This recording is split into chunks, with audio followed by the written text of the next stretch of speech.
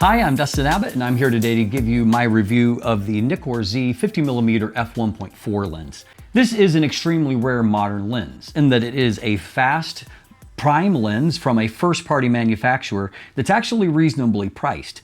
And as I have gone through my review period and spent time with this lens, the word that keeps coming to mind is enough, in that I really think that this lens is enough for most photographers in most situations.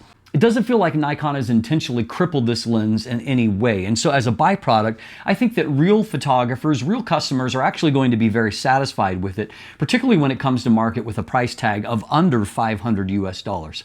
So we'll explore why this lens, I think, is really quite good in this review, right after a word from our sponsor. Today's episode is sponsored by the Fantom Tracker. Are you someone prone to misplacing your wallet or bag? If so, the Fantom Tracker card is definitely for you. This credit card-sized tracker fits perfectly in any wallet or bag and functions like an Apple AirTag. It can be locally tracked via a 95 decibel beeping noise that can be heard up to 300 feet away, but also on a global level via Apple's Find My network and its map.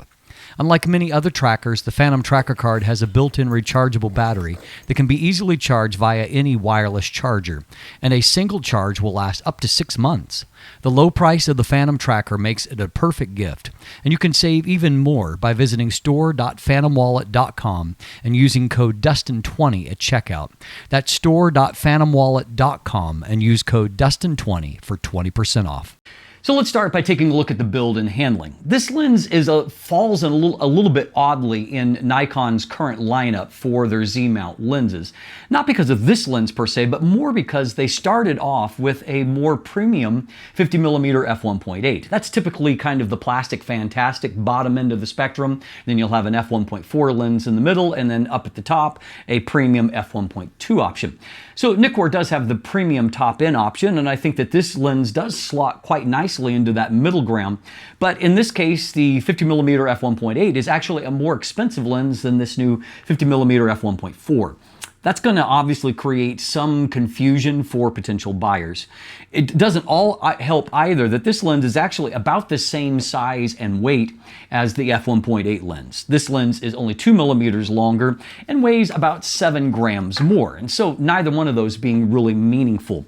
This lens is 76.2 millimeters in diameter with a not all that common 62 millimeter front filter thread on it, and it is 88.9 millimeters in length. So that's 3 inches in diameter by 3.5 inches in length. It weighs in at 422 grams or 14.9 ounces. And so it's still small and light enough that I think actually it would work fine for those of you that shoot APS-C and are looking for something with a 75 millimeter equivalent focal length. This slots in pretty nicely, and it's neither heavy enough nor large enough to where it's going to be a serious balance issue on your camera. This lens does have a fairly thorough weather sealing to it. There's 7 different seal points that I can see on this diagram, so that's certainly obviously very welcome. It doesn't have anything in terms of switches or buttons on it, but it does have both a control ring and then the manual focus ring here. Now the control ring is declicked, and so there's no definite clicks to it. I tend to use rings like this for aperture control, manual aperture control. I don't love it for that in this particular application. It's just not really quite precise enough. It's very easy to miss your mark in terms of hitting the aperture value that you want, to go too far and then to try to come back and go a little bit too far the other direction. So I don't necessarily love the actual implementation here, but it is there, and you can obviously assign it to other values, a number of other things, exposure compensation, etc., etc. And so it is there. The focus ring, I think, is better executed. It has, it's nicely damped, it's nice and wide here, it moves well. I really appreciate on Nikon that focus rings like this can be customized in camera, and so that you can choose them to be non-linear, or you can choose them to have a linear focus throw and choose how far that throw is going to be. And so that's certainly very, very useful, and it makes for more repeatable results in my opinion here. Inside there are 9 rounded aperture blades. You can see that the aperture shape stays fairly circular. As we stop down here to f2.8, you can see that the aperture blades, that you can see them a little bit even at f2.8. You can see that shape a little bit, but the overall impression I think is still quite circular. The lens hood is included, which is nice to see on a non-premium series lens. It does have internal ribs inside to help, light from bouncing around. And it also has a gripped portion on either side. That gripped portion will give you the ability to have a nice place to kind of grab it when you're either locking or unlocking the lens. And so it's not what I would call a premium lens hood, but again, it is a cut above the more simplistic ones I see in some situations. Minimum focus distance here is a little bit better than either the other 50mm options in Nikkor Z mount right now. You can focus as close as 37 centimeters, and so your resulting magnification is 0.17 times as compared to 0.15 times for either the f1.8 or the f1.2 S series lenses. So overall, the build is nothing fancy, not a lot of bells and whistles, but it has weather sealing, it has the control ring, it has a good manual focus ring, it includes a lens hood. Hey, what more do you need? So let's talk about autofocus. Once again, we don't necessarily have the premium autofocus system, but though it's an STM or a stepping focus motor here, it is well implemented here enough that, again, I think that it gets the job done. Focus is quiet. It's also quite fast, as you can see here. Not quite instantaneous, but really not far off. And so real-world focus changes happen very, very quickly. I also found that there was enough speed there and enough precision that I was able to track basketball action, even shooting at f1.4. And so shooting on the Z8 at 30 frames per second in these sequences, you can see that focus really stays quite good and quite consistent in them. So no complaints on that front. I also found that relative to the 40mm f2 that I reviewed a few months ago and that people might choose between these two, I found that focus is more precise here. I didn't have some random focus misses like I did with the 40mm f2. And so I was very confident in taking into a portrait session where in a variety of different scenarios, using strobes, shooting backlit, using available light, shooting at f1.4, I had just consistently well-focused results with no concerns and no misses when it came to that. And so really overall excellent results in my portrait session. I also found that when I shot in lower light conditions, again, autofocus didn't seem to slow down very much. It was fast, confident, accurate. Really not a whole lot to complain about when it comes to stills. Likewise, on the video side of things, I found that my video focus pulls were quick and confident, as you can see here. No visible steps, not a lot of pulsing or settling there. Now, I did find in another situation where I was shooting in much lower light conditions, and I was shooting 8K. I don't feel like focus is always quite as confident when shooting 8K, but in this situation, I found that there was a bit of a backwards rack on this focus pull that you can see here, and I saw that in a couple of video clips, so I don't love that, but in more normal applications, no problem. I also found that I have filmed about 4 of my video episodes like this using the Z8 and this lens, and I had 0 issues there. I also shot 2 long format teaching sessions over an hour long, and again, focus was rock steady throughout that. So no concerns when it comes to that. You might have noticed in the focus pull test that focus breathing is there, but it's really fairly well controlled, so not enough to be a serious factor. That becomes more obvious here in my hand test, and while I didn't love the fact that it didn't always make that transition to the hand and didn't move forward even when that's the kind of the obvious thing in the frame, I did find that in the adjustments where it went from the hand to the eye, it was fairly smooth because again, that focus breathing is pretty minimal, and so it's nothing like a jarring or abrupt pull from one to the other.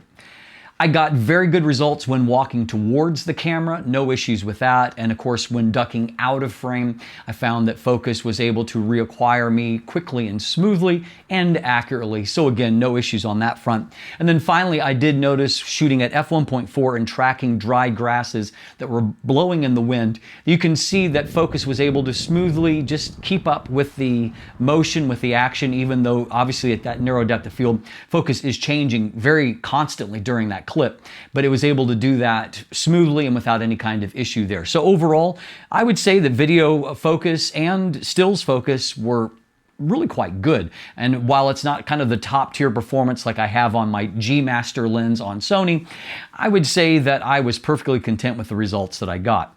So let's talk image quality. I'm going to give you an overview here, and of course, as always, the deep dive into the optics are going to be at the end of the video if you want to go deeper. This is an optical design of 10 elements in 7 groups, so it's not the same as any kind of older DSLR design. There is one aspherical element here. If we take a look at the MTF chart and we put it side by side with the DSLR era 50mm F1.4, we can see that there is some definite improvement in this lens, higher performance really all across the frame. And even that, with the MTF results, that MTF isn't particularly impressive in my eyes, but I felt like real results were better. I was never really put off by what I saw in the real world. So to break that down, I did see some longitudinal chromatic aberration. Now, there can be a bit of a positive payoff that we'll come back to in just a moment for that, but certainly in some situations you will see some fringing. I most obviously saw it here in this photo of an old SLR, and then the imprint of the lens, or the lens imprint on the front, and you can see in those transitions of the white to the black, there's definitely some fringing that's obvious there. You can stop that down and it definitely diminishes and starts to go away. On the positive note, there is no lateral chromatic aberrations, zero issue with that. I also noted almost no distortion. I could correct just the tiniest amount of barrel distortion, just a +1 to manually correct for it. On the negative spectrum, however, there was a considerable amount of vignette. Not quite as bad as the 40mm F2, but in this case, I almost had to max out the sliders, a +88 to fully correct for the vignette.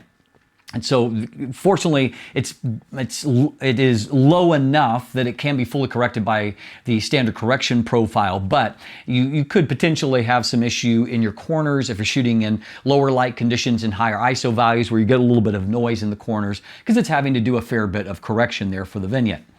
Now, when I went to my chart test, again, that's using a 45 megapixel Z8 body and looking at 200% magnification, I found that the f1.4 results were acceptably good. Not incredibly good, but acceptably good on my chart test.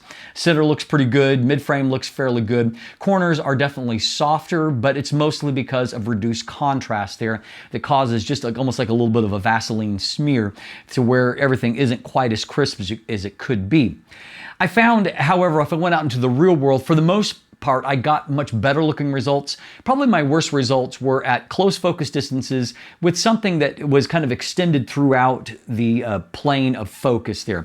And so I found that that was more likely to produce some fringing, more likely to produce kind of a generalized softness or lack of contrast. If I moved a little bit further away, so that tended to be at close distances, is if I moved even a few steps back, I found that actually contrast and detail looked better. And then of course, even looking at infinity, I was actually quite pleased with the look of this shot, for example, and the amount of detail I was able to achieve at f1.4.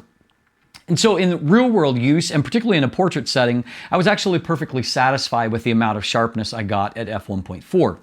I did find stopping down to F2 does improve that contrast and thus the apparent detail. That was particularly obvious, as you can see here in the corners, though available in the center and mid-frame as well. It continues to improve at f2.8 and f4, and from f4 to f8, you're going to have really consistently excellent sharpness from corner to corner. By the time you get to f11, you'll start to see a little bit of diffraction, and then by f16, which is the minimum aperture, image will soften a little bit further due to the effects of diffraction, though not terrible necessarily. Bokeh quality is what I would call mostly good. And in most situations, I felt like the bokeh was relatively smooth. If you're up close to your subject, it can really blur out a background very nicely with that f1.4 aperture. Bokeh was really soft and creamy in those situations. You get a little bit further back, and if you have some longer period in the transition zone can get a little bit jittery to me. But at the same time, I didn't find a lot of really bad outlining or anything like that. Mostly, I felt like the bokeh quality was quite good. Not, top tier f1.2 lens good, but really quite good overall. Colors, as you might expect from a first-party lens, really looked quite good. I do find that with some of the color profiles in the Z8 that, for me, skin tones can be a little skewed towards magenta sometimes, and so I actually prefer some of the Adobe profiles over some of the in-camera color profiles here. But either way, it was typical for Nikon, and overall the color rendition was good. I also found that flare resistance in a portrait setting, I was using very strongly backlit results here, very directional evening sun, and I was testing another lens, which I can't disclose at this moment, on another platform, and it flared really quite badly in those situations. So it made me appreciate how good that this lens did with that, with only minor ghosting artifacts and really pretty good flare resistance. I used the new Godox 80-2000 Pro Mark II flash to front light in other shots, and I found that it really balanced out quite well there, and I was really pleased with the kind of results that I could get. Now, one final area that I wasn't impressed with at all, and that was in shooting the stars, astrophotography. It has pretty strong chroma smear, as you can see in the corners. It looks like blue fringed pterodactyls flying out of frame, and so I don't love it for that. So don't buy it to shoot the night sky. But really, in almost every other metric, I was pretty much happy with what I got. So my conclusion is this: this is a very surprising first-party lens. And the reason why I say that is almost all of the 50mm f1.4 lenses in the mirrorless era from first-party manufacturers are over $1,000.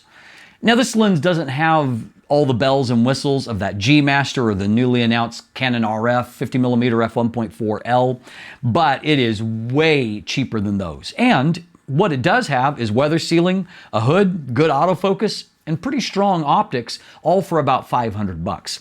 And so I think that for most people in most situations, this lens is enough for what you need for a 50mm prime, and thus it's a really great value, and I suspect it's going to continue to be a great value even when some third-party options come onto the frame.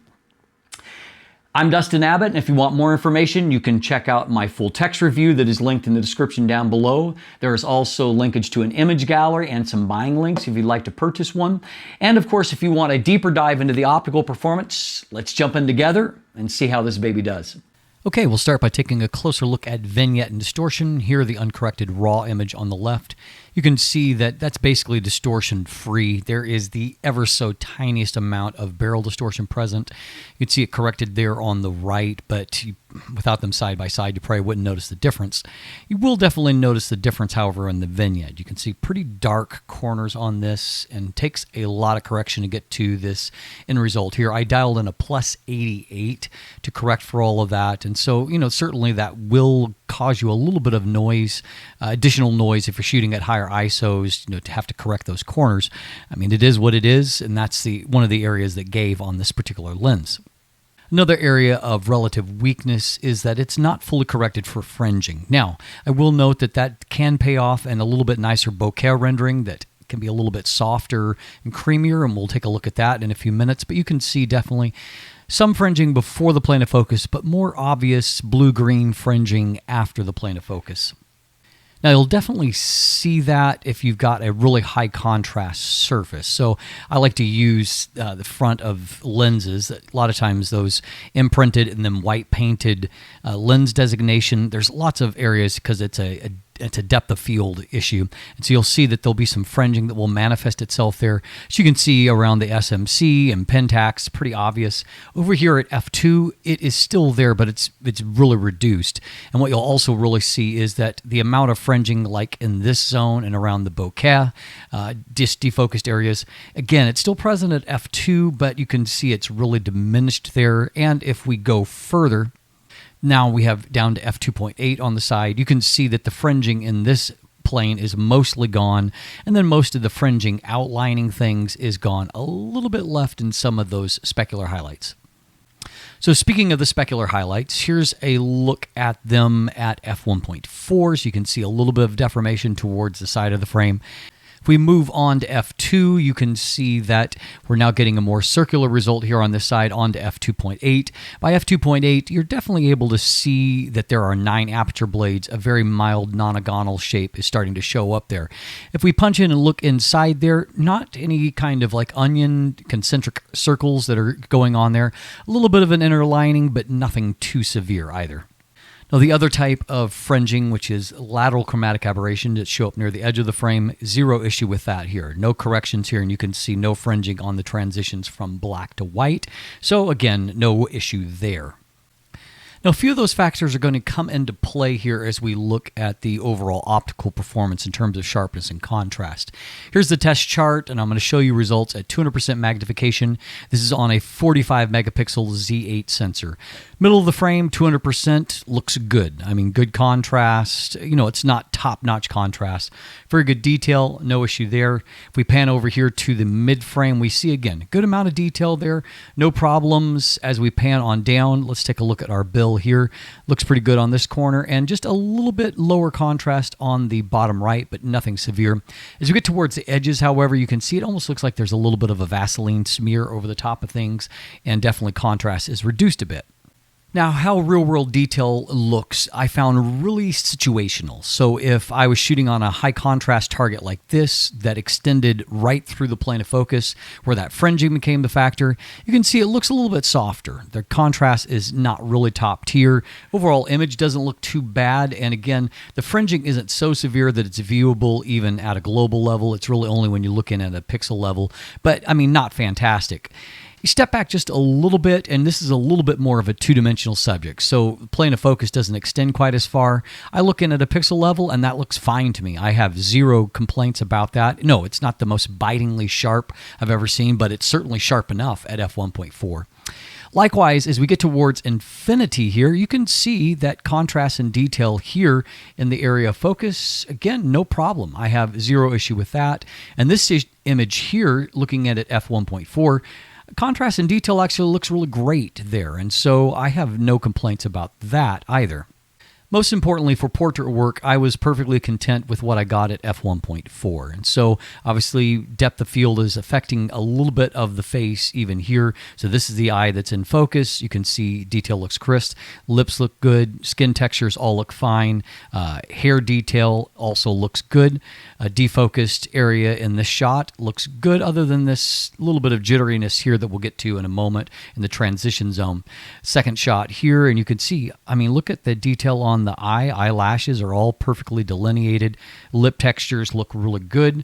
One final shot here, and we can see once again that detail where on the plane of focus, all of that looks good, and defocused area looks nice. So, I mean, I don't see anything to complain about in terms of real-world sharpness. So if we start to stop down here, f1.4 compared to f2, you can see that contrast definitely improves here in the center of the frame. So that looks better. Mid-frame, you can definitely see that improved contrast in the hair on the right compared to the left. It's going to be most obvious here down in the corner where it's like the haze is lifting and things are starting to look more sharp and in detail here. As you move on to f2.8, that becomes even more obvious to where now the results are looking really crisp here. At more normal levels of magnification and with real-world shots, here 100% magnification, f2.8. In the center of the frame, detail looks great. I mean, all the textures in those bricks and then the colors of the paint all popping nicely. But we can go right over here to the very corner of the frame. Again, it's not as sharp as the center of the frame, but it's certainly sharp enough, I think, for pretty much anyone to be satisfied. Basically, from f4 through f8, you're going to get really excellent results. You can see here at f5.6, f5.6 is really popping to me, looking fantastic. We'll go over this direction. This mid-frame result looks good. Up here into the upper left corner looks really, really fantastic, nice and crisp. Down here in the lower left corner, again, really fantastic. And then finally, upper right corner, all good. I mean, good detail everywhere that we look, good centering as well. That's going to allow real-world landscape shots to just look excellent. So here at f5.6, we can see, you know, those individual drops being caught in the air, but here in the area that's not in motion, we can see that the detail just looks really nice all throughout the frame. Good contrast, good detail, good color, all good. Now, because of diffraction at f11, you're going to see just a little bit of softening to the image, still perfectly usable. By f16, I would still call it usable, but you can see it is noticeably softer, though not extremely bad. But I would say still the corners at f16 look better than what it did at f1.4, for example. And so that isn't always the case. So diffraction is going to be present, but not going to be terrible. Now, up-close performance is a little bit of a mixed bag. You can see here that if we punch into the area that's in focus, kind of all of this zone, a contrast isn't off the charts, but it's okay. But you can also see that quite obviously that's not a flat plane of focus. And so we have almost like a little bit of a pop out here in the center of the frame. What should be two-dimensional becomes a little bit three-dimensional because it blurs out towards the edges fairly strongly. So obviously you're not going to want to use this for reproducing negatives, for example. So up close out in the real world, you can see again, contrast isn't mind-blowing, but again, not bad. And so, and then you can see the effect on the bokeh here is beautiful. It's really beautifully defocused and nice coloration there. This shot, I think, shows that the lens is capable of good contrast at f1.4, but also there's a decent amount of three-dimensional pop in that image. This is kind of the right distance for that to really show up. Defocused area looks pretty good, other than if you have a little bit of area in this transition zone, if you have any kind of hard lines there, it does look a little bit jittery in that instance. A shot like this, again, detail and contrast up close, not picture perfect, but good enough to make the image work. And the defocus here is, again, not top of the heap, but pretty nice overall. This shot, I think, generally looks nice. Subject looks good. As you can see, if we look in here, the fringing actually doesn't look too bad on this particular image. Overall, bokeh looks pretty good. Down in this zone, again, it looks a little bit jittery to me, and so that there will be areas in images depending on that focus distance. If you hit some edging in the transition zone, I think that's the weak point for the overall rendering. A shot like this has no transition zone, and it all just looks soft and creamy, and subject detail looks really good. This image, however, is a little bit more of that mixed bag. Subject looks good and crisp. Overall rendering in this area looks good. Down in here, it's a little bit busy for my taste. Of course, your mileage may vary. As noted, this is not a great lens at all for capturing the night sky. We do get some fringing around these really bright star points, and as you get towards the edge, they take wings and they start to fly. Yes, those are stars. Those are not pterodactyls or birds or bats or anything like that. These are supposed to be star points, but coma is bad on this lens. Finally, when it comes to flare resistance, this is shot at f1.4 using available light. A little bit of ghosting, a little bit of veiling up in this zone, but subject looks good. A little bit of glow to everything. I don't mind that at all. Stop down, and you can see that flare resistance is actually really good. You can see the sun's coming through intensely there. We've got the shafts of light coming off of it, but of course I'm using a strobe to front light. Detail looks great, and no problem with that. Another shot here. I actually kind of like this particular sunburst effect. It creates a nice addition to the image, and overall, I'm really quite pleased with the flare resistance for a large aperture prime like this. And so as you can see, this is a lens that does have a few optical flaws, but none of them I think are fatal. This is a lens that I'm very strongly personally considering adding to my own Nikon kit. As always, thanks for watching until the very end. Have a great day, and let the light in.